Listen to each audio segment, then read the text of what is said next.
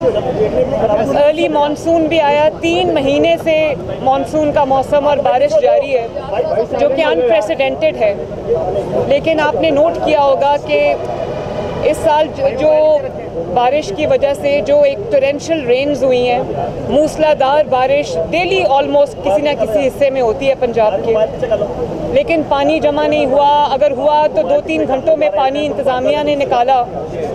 लेकिन अब जो अभी आप देखते हैं कि हमारे 3 जो दरिया हैं वो इस वक्त स्ट्रेस में हैं, जिसमें रावी है, सतलुज है, चनाब है।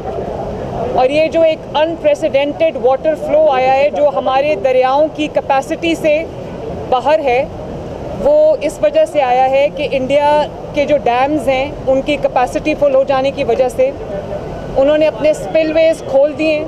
और हम क्योंकि डाउन स्ट्रीम हैं तो हमारे ये जो हमारी रिवर्स हैं वो फ्लड हो गए, और उसकी वजह से जो सराउंडिंग एरियाज़ है उसमें पानी आ गया।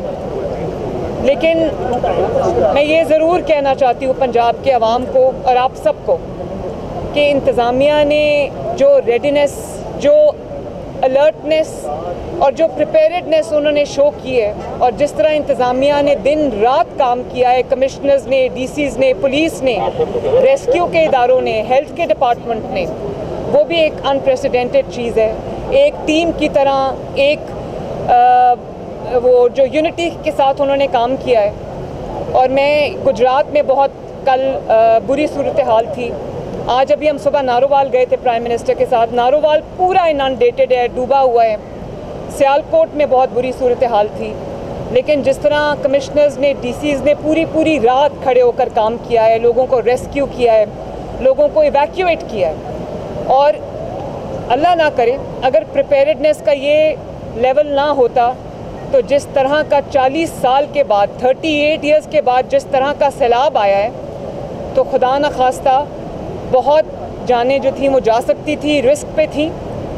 अभी ये है कि हर जान कीमती है और हर जान जो है उसका लॉस इर्रिपेयरेबल लॉस है। लेकिन ये जो टाइमली जो इन्होंने सायरन्स बजाए, टाइमली लोगों को इवैक्यूएट किया, तकरीबन 50,000 से ज़्यादा लोगों को पंजाब की इंतज़ामिया जो है, रेस्क्यू जो है वो इवैक्यूएट किया उन्होंने, उनको महफूज मकामात तक पहुंचाया। और ना सिर्फ ये कि लोगों को इवैक्यूएट किया, लोगों के जो माल मवेशी हैं, लाइफ स्टॉक है, उनको भी इवैक्यूएट किया।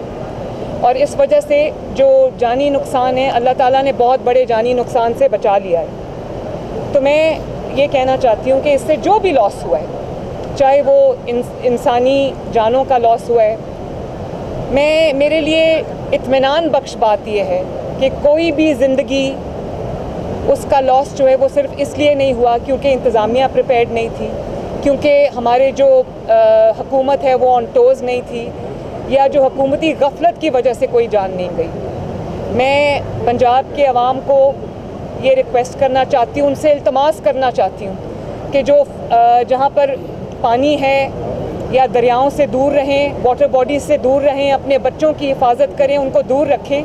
और मैं आपसे ये वादा करती हूँ पंजाब के अवाम से कि जो भी आपका लॉस हुआ है, चाहे वो किसी का जानी नुकसान है, चाहे वो किसी की इंफ्रास्ट्रक्चर का लॉस है, या वो उसके जो लाइफ स्टॉक का लॉस है, या वो उसके जो क्रॉप्स हैं, फसलों का नुकसान है, पंजाब हुकूमत इंशाअल्लाह ताला हर विक्टिम तक पहुंचेगी, उसके नुकसान का अजाला करेगी।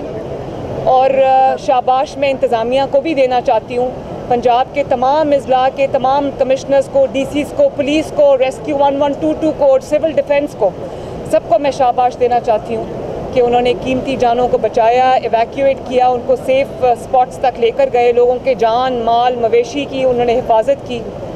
और उन्होंने टाइमली जो है वो डीसिल्टिंग की, नदियों की, नालों की, ड्रेन्स की, जिस वजह से जो 3 महीने से बारिश जारी है उससे जो कम से कम नुकसान हुआ है। अल्लाह ताला सबको अपनी हिफ्ज़ व अमान में रखे, अल्लाह ताला सबकी जान की, माल की हिफाजत करे।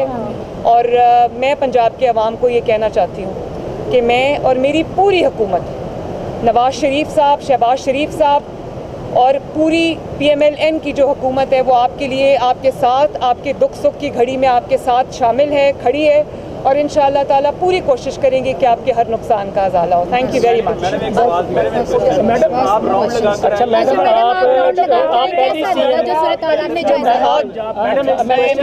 मैडम मैंने कभी अभी मैं गई हूँ 2 लाख और मैंने कभी इतना पानी रावी में अपनी पूरी जिंदगी मेरी लाहौर में गुजरी है। मैं लाहौर में पैदा हुई, लाहौर में बड़ी पली बड़ी, मैंने रावी में कभी इतना पानी नहीं देखा।